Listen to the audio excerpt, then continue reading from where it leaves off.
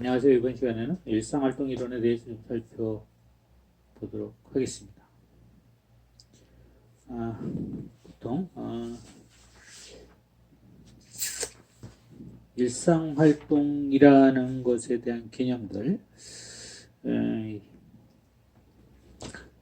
여기에 큰 개념들은 사람들은 어느 정도의 그 루틴한 생활, 그러니까 많은 사람들은 예측 가능하다는 거죠. 어떤 친구가 오늘 학교 가고 오후에 뭐 학원에 가고 운동을 하고 이런 스타일이 지속적으로 좀 이어지는 이런 상황들에 좀 관심을 가지고 있는 것이죠. 이게 유사한 이론들이 뭐 이런 이론들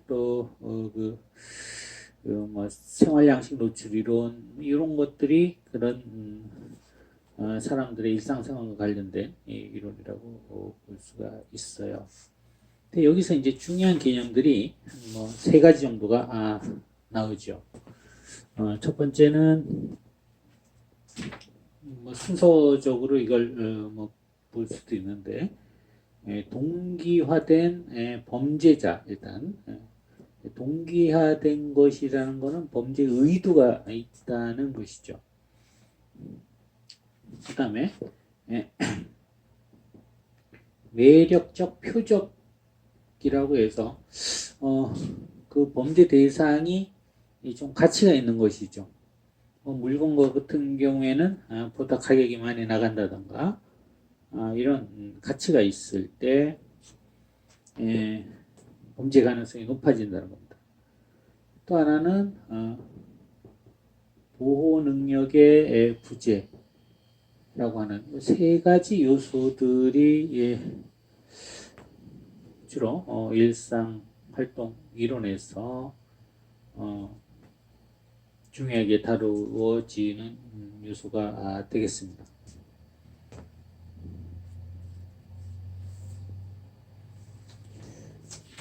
이걸 이제 청소년들과 좀 비교를 해보면은 보호 능력이라는 것은 주로 여기에 보면 이제 개인의 보호 능력도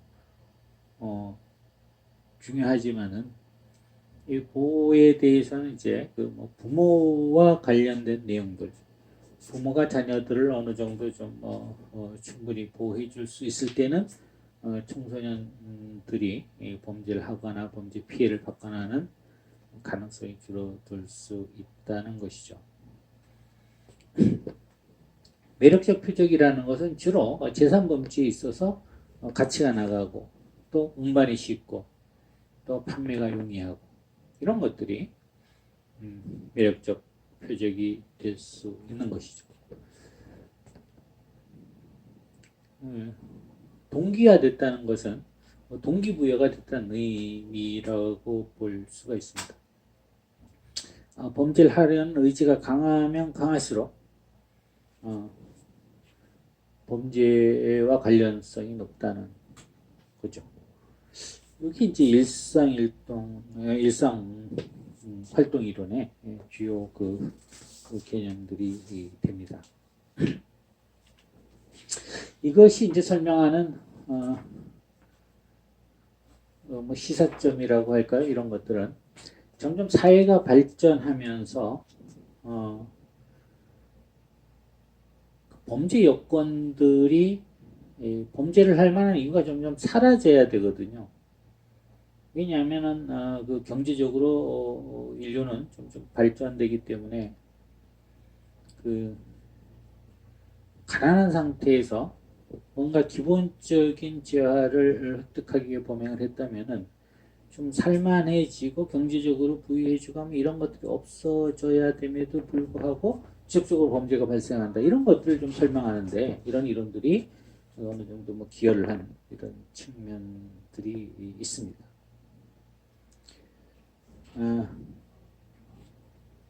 그리고 또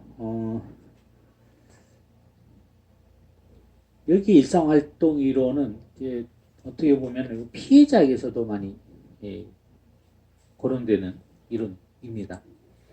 피해자의 일상활동이 범죄 피해의 가능성이 높으면은 범죄 가능성이 높아진다고 보는 것이죠.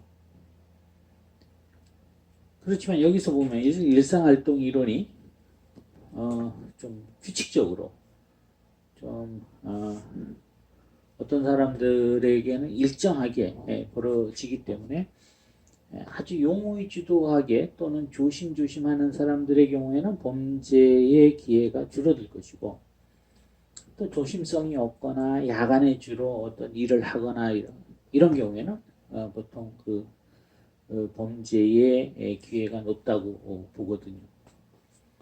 그래서 주로 유흥업소에 종사한다든가 하는 경우에는 이제 야간에 일을 하게 되고, 이런 경우에는 주간에 업무를 하는 경우보다가 범죄와 관련될 가능성이 높다고 보는 것이죠.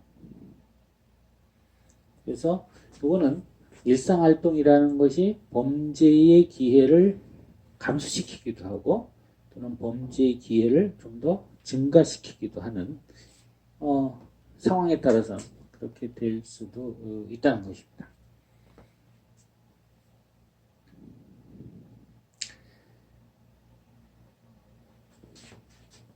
청소년들과 관련돼서 이것들을 살펴보면은 과연 청소년들에게 매력적인 표적이라는 것이 무엇일까? 청소년들이 돈이 되는 금괴를 가져가거나 이럴 수 있는 사실의 금이라는 이런 아주 중요한 귀금속 같은 경우는 상당히 그 전문가가 아니면 제대로 공간할 수 없는 경우가 많이 있는 것이죠. 그래서 간혹 가다 보면 금은방을 싹 그냥 금은방에 있는 많은 귀금속들을 도난하는 경우가 있는데, 이 귀금속에 대해 모르면은 상당히 가치가 없는 전시하기 위해서 이렇게 해놓은 것들을 가져가는 경우가 있다는 거죠. 그러면 청소년들의 입장에서는 그렇게 매력적인 필요가 관련되지는 않을 거라는 거죠. 그리고 청소년들의 많은 범죄성이 전문성이 있다고 보지는 않고 좀 즉흥적으로 이렇게 있다고 보면은 우리 주위에서 좀 접하기 쉬운 이런 것들이 훨씬 더 청소년들에게는 매력적 표적이 될 수 있다는 거죠. 주로 학용품과 같은 것들, 또 고가의 학용품. 사실 예전에는 대학가에서 휴대전화나 노트북이나 이런 것들이 잘 누군가가 가져가는 건 도난 물품의 대상이었습니다. 근데 최근에는 여러 가지 기능들, 소프트웨어 기능들, 그리고 또 그런 보안 기능들이 많이 탑재되어서 다른 사람의 기기를 가져가 봐야 사용하기도 힘들고, 이런 좀 보안 시스템, 보안 장치가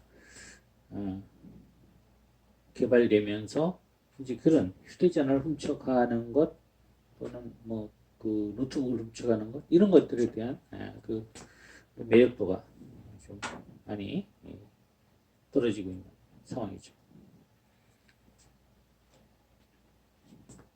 그래서 여기에 가해자의 경우에는 매력적 표적 중에 하나가 또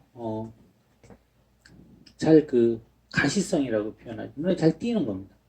중요한 것들을 갖다가 잘 보이는 데 가치가 있는, 다른 사람이 이것을 노릴 만한 정도의 가치가 있는 물품에 대해서는 눈에 잘 띄지 않는 곳에 두는 것이 범죄 기회를 차단시킬 수 있는 것이죠.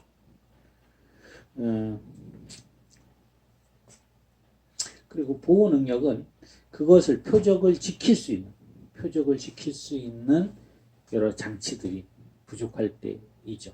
재물 같은 경우에는 잠금 장치가 없다던가, 개인 같은 경우에는 자기를 보호할 수 있을 정도의 체력이나 기술이나 이런 게 없을 때는 훨씬 더 폭행 범죄의 대상자가 될 가능성이 높다는 거. 어쨌든 일상활동 이론에 대해서 논의를 전개하라고 한다면은 핵심적인 내용을 잘 소술하면은 그리고 이 내용에 대한 이해하고 있는 내용에 대해서 서술하면은 충분한 내용이 될 수 있다고 보여집니다. 그 다음에는 그 정의 모형과 공리적 모형에 대한 좀 비행과 관련된 내용들 좀 살펴보도록 하겠습니다.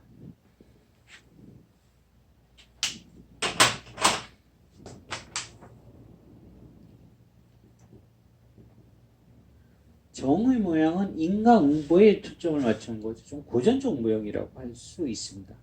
그 다음에 공리적 모형. 좀 그래도 보이게 좀 써보도록 하겠습니다. 이렇게 정의 모형과 공리적 모형으로 나눌 수가 있는데요. 그 두 가지 다 고전적인 입장에서 살펴보는 겁니다. 고전적 입장에서 살펴본다는 것은 인간 합리적인 존재로 보는 것이죠. 합리적 존재로 본다는 것은 이익과 손해를 계산하고 처벌도 이익에 상응하는 정도의 처벌을 해야 된다는 것이죠. 그런데 여기서 정의 모형은 이 사람이 잘못한 만큼 처벌해야 된다는 거죠. 공리적 목적은 그 사람 처벌하는 게 과연 사회에 실익이 있느냐 없느냐에 대해서 한번 살펴보자는 겁니다. 정의 모형 같은 경우에는 그 죄를 저질렀으면 처벌받아야 되는데 누구나 다 똑같이 처벌받아야 되는 거죠. 그래서 정기형이 정의형과 관련이 있게 됩니다. 정기형을 한다면 똑같은 범죄를 저질렀으면 그 사람의 처벌이 정의롭다는 거죠. 처벌을 함으로 인해서 그 사람이 범죄 행위에 대해서 응징을 한다는 것이죠. 그렇기 때문에 가석방을 하는 것은 허용되지 않는 것이죠. 그리고 이런 것들 이 사람들을 정기적으로 가두어 놓는 그런 수용 공간이 필요한 거죠. 그래서 교도소를 활용하는 것을 권장하고 있습니다. 그래서 이 정기형이 필요하다는 거죠. 법원이 사람을 보고 너는 교화 개선 가능성이 있으니까 좀 부정기형을 고려해서 똑같은 범죄를 저질렀는데 너는 1년 동안 너는 복역을 하고 나가라. 너는 좀 교화 개선 예정이 아주 많으니까 10개월 만에 나가라. 이렇게 한다는 것이 타당하지 않다고 보는 것이거든요.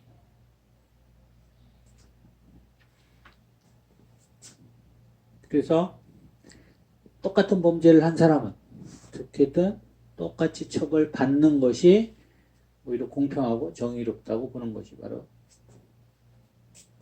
정의 모형에서 바라보는 범죄자고 범죄자에 대한 대응에 있어서의 관점인 것입니다. 공리적 모형이라는 것은 사회 전체를 보호하기 위해서 이 형벌이 작동되어야 된다는 것이죠. 그래서 이 친구가 범행을 하지 않을 거라고 판단하게 되면은 여기에 가둬놓을 이유가 없다는 거죠. 그러면은 오히려 공리적 모형에서 똑같이 그 인간의 합리성을 강조하는 합리적이라고 하는 요인에 가정을 둔 이런 이론이긴 하지만은 바라보는 관점이 다르다는 거죠. 그래서 이 사람들이 충분히 교화 개선 가능하도록 하는 것이 효과적이라고 보는 것이죠. 예를 들어 가지고 이제 병영 캠프를 운영하는 것이 더 효과적일 수가 있다는 거죠. 이런 참이 병영 캠프라는 게 군과 관련된 곳에서는 어떤 입장일지 모르겠지만 이 군대라는 곳은 생명을 담보로 하죠. 그렇기 때문에 아주 좀 철저한 훈련이 필요합니다. 일반인들보다 더 아주 강력한 훈련을 조건으로 하는 곳이죠. 그래서 이 병영 캠프는 일반적인 체력 단련보다 훨씬 더 강도가 높게 진행되는 것을 기준으로 하고 요망 수준으로 하고 있는 것이죠. 그래서 비행자들을 병영 캠프 체험을 하도록 한다는 거죠. 그러면 얘네들이 이렇게 교도소에서의 생활하지 않고도 훨씬 더 사회에서 정상적으로 똑바로 살아갈 수 있도록 한다는 것이죠. 이렇기 때문에 좀 정의모형과 공리적 모형에서의 비행 대책은 차이가 나는 거죠. 그러면은 청소년들에게는 어떤 것이 더 적합할까라고 한다면은 이것도 이제 관점의 차이죠. 항상 청소년 범죄를 바라보는 거대한 두 가지 관점들이 있습니다. 하나는 적절하게 처벌해야 된다. 하나는 교화 개선해야 된다는 것이죠. 그러면 요거는 처벌해야 된다는 관점이고, 요거는 처벌만이 능사가 아니다라는 관점에서 바라볼 수 있는 것이죠.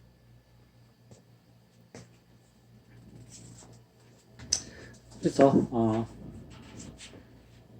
요거는 좀 비행의 원인을 좀 고려하자는 것이죠. 어느 정도 좀 공리적인 모형에서의 청소년 범죄에 대응하는 관점들은 다소 좀 실증주의적인 입장에서 요소들이 많이 들어가 있다는 것을 알 수가 있습니다. 왜냐하면 무조건 이렇게 사람을 똑같은 범죄를 저질렀다고 해서 똑같이 처벌하는 것만이 가장 정의로운 것일까 정의로운 것인가 하는 데에 대한 의문을 제기하고 있는 것이죠.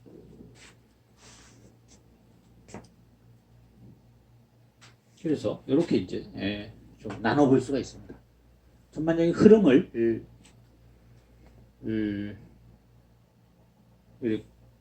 뭐 좀 어떻게 보면 반드시는 아니지만 구분할 수 있을 정도면은 이것도 만약에 이런 쪽으로 어떤 답을 쓰라고 한다면은 그렇게 좀 구분해서 기술할 수 있으면은 이것도 뭐 충분한 그 답안이 될 수 있다고 보여집니다.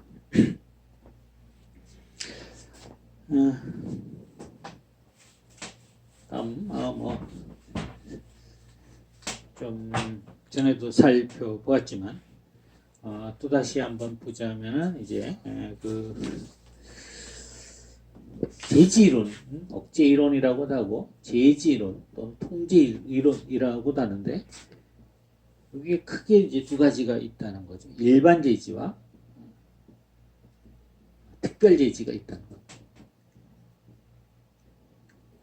이건 일반 제지 또는 일반 예방이라고도 하고요. 특별 제지 또는 특별 예방이라고도 하고요. 이렇게 표현을 합니다.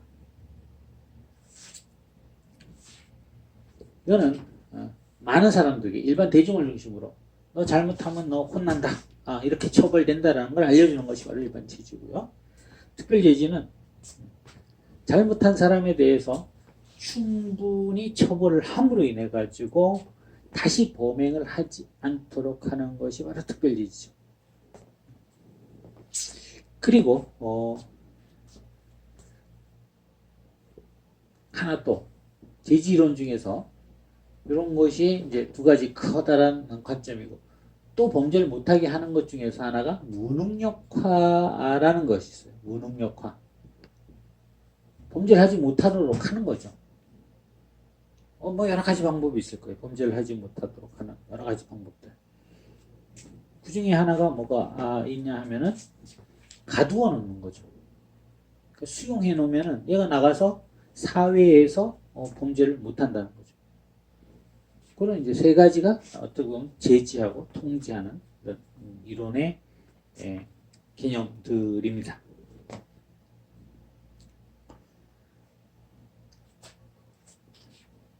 이 제지론의 가장 큰 효과, 처벌의 효과, 이런 것들을 고전학파에서는 신속하게, 정확하게, 확실하게 처벌해야 된다고 하는데요. 어떤 것이 가장 중요한 것이? 신속하게 처리하는 거, 또는 확실하게 처리하는 거, 또는 엄격하게 처리하고 처벌하는 것을 요구하고 있는데, 지금서 확실하게 처벌할 수 있다면은 많은 범죄자들이 훨씬 더 범행을 덜 할 것이라고 가정을 하고 그런 이제 연구 결과들이 많이 도출되어 있는 상황이죠. 쉽지 않죠. 어떤 범죄를 저지르는 사람을 모두 다 검거해내는 것이고, 그런 사람들을 처벌한다면은 누구든지 내가 범행을 하면은 잡힌다고 생각을 하면은 하지 않을 가능성이 매우 높아진다는 거죠. 근데 대부분의 범죄자들은 내가 범행을 해도 나는 잡히지 않을 것이라고 생각을 하고 있다는 것입니다. 그런데 그것도 이런 것도 가정이라는 거죠. 사람들이 많은 그 국가마다 형사사법기관을 운영하죠. 형사사법 시스템을 운영합니다. 경찰이 범인을 잡고, 또는 어떤 기관에서는 검찰이 개입하기도 하고, 또 군인이 개입하기도 하고 해서 사회 질서를 어지럽히는 행위에 대해서는 체포하고 단죄를 하고 이렇게 함에도 불구하고 실제는 많은 수의 범죄 행위가 발생한다는 것이죠. 이것도 가정이라는 거죠. 그리고 항상 범죄 행위에 대해서 확실하게 대처를 하겠다는 것이 국가기관의 주된 자기네들의 업무에 대한 주장들이 되는 것이죠. 그리고 범죄 이익과 손해라는 것도 사실 정확하게 계산하기가 매우 어렵다는 겁니다. 뭘로 계산하느냐 이거죠. 단위가 똑같아야 되는데 경제적으로 계산한다는 거죠. 그럼 경제적으로 계산되지 않는 부분들을 어떻게 경제적으로 계산하느냐에 따른 문제점이 많이 있는 거죠. 재물범죄 같은 경우에는 그 획득한 재물의 가치로도 환산할 수 있는데, 이것도 사실 그 물건의 가치라는 것도 정확하게 파악하기가 어려운 것이죠. 어떤 물건이 있어요. 어떤 사람에게 매우 가치가 있는데 어떤 사람에게 가치가 없는 경우도 있잖아요. 사랑하는 사람의 사진 같은 거는 그 대상자에게는 매우 가치가 있지만 다른 사람에는 쓰레기가 될 수도 있는 거죠. 예전에 우리가 보면 전라도 지방에서 보면 그물에 고려청자가 막 걸려 울죠. 그걸 모르는 사람에게는 그걸 가지고 강아지 그 밥그릇으로 사용하고 이랬던 일들이 실제로 있었던 것이죠. 그게 박물관에 가고 보존되면은 그 접시 하나가 몇백만 원, 몇천만 원짜리임에도 불구하고 가치를 모르는 사람들은 그냥 강아지 밥그릇으로 쓸 만큼 그 재물에 대한 가치도 누가 파악하느냐에 따라 틀린 거죠. 모든 그 재물에 대해서 그 전문가들이 와가지고 그 가치를 매겨가지고 그 사람들에게 이거 얼마짜리다 하고 알려주는 것은 사실상 현실적으로 가능한 일이 아니고, 그렇다면 재물이 아니다면 이걸 어떻게 판단할 것인가 더 어려운 문제가 되는 것이죠. 이걸 한데 때려줬다. 그래가지고 그 사람에 대한 그 피해 또는 그 가해, 이걸 갖다가 어떻게 환산하고 그 환산에 들어가서 어떻게 처벌할 것인가, 이걸 경제적으로 환산하는 것 매우 어려운 것이죠. 그래서 범행뿐만 아니라 어떤 행위에 대한 이익과 손해를 판단한다는 것도 분명히 쉬운 일은 아닙니다. 그래서 이런 일반 제지 이론은 두려움에 기초한 위하 효과를 주려는 거죠. 겁을 주는 거죠. 잘못하면 큰일 난다, 처벌받는다, 이런 걸 알려주는 것이죠.